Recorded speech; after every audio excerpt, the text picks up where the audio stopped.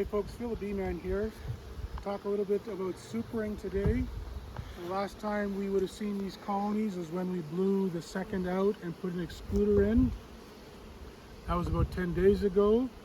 Now we're just on the cusp of having a full bloom canola and whatever else is in the environment.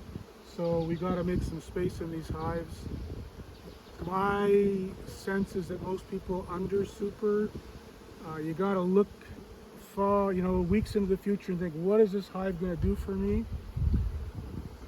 And you think, oh, I can fill one box at a time, but they need that space in that comb to dry down the nectar. The bee brings in a drop of nectar, puts it in a cell. That cell is full until that is dried down enough for the next. Remember, that honey jar is sitting on its side. That has to be pretty dry to fill up. So I like to have lots of boxes on. They will fill up, but I don't want to have to come back every 3 days. So what I do, I work ahead of the crew, smoke the entire pallet so that you're banging around on one, it doesn't agitate another. Pop the lid off, take a quick look. Be worth looking at this one a little bit. So you can see there's a little bit of fresh wax there.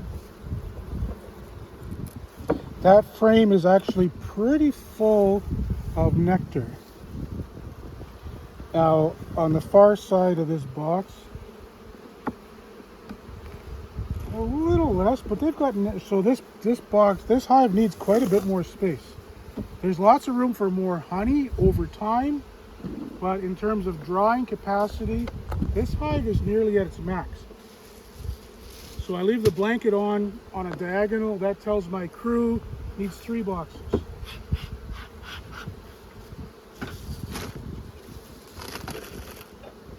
That one not quite so much.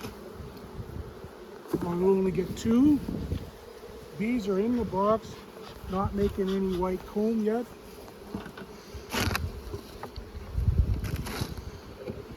Probably only 1 on there.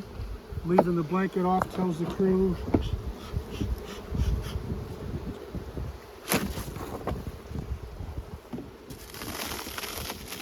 Another beauty.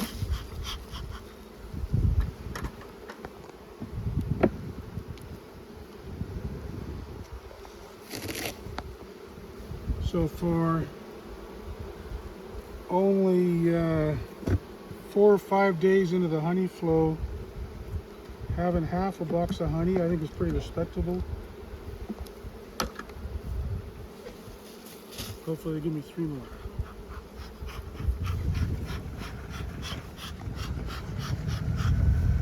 We move the box, the pallets with the forklift so we never have to walk very far. Sarah's going to bring that pallet right close here.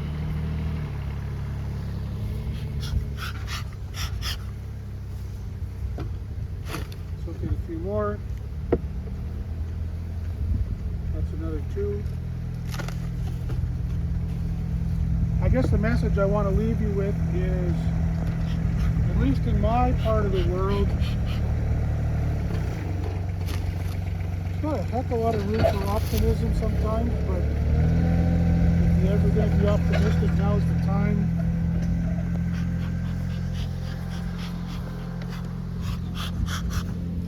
That hive, once every cell has a drop of honey in it, then the workers stop being able to unload. They sit around with that nectar in their bellies, and that makes them pretty swarmy pretty quick. You need a place for those first wet, fresh drops of nectar to come in and get unloaded. So a hive being full of honey and a hive being full of nectar are 2 different things. And if you fail to appreciate that, you're probably under supering and you're probably getting swarmy bees. Thanks a lot, everyone. Have a great day.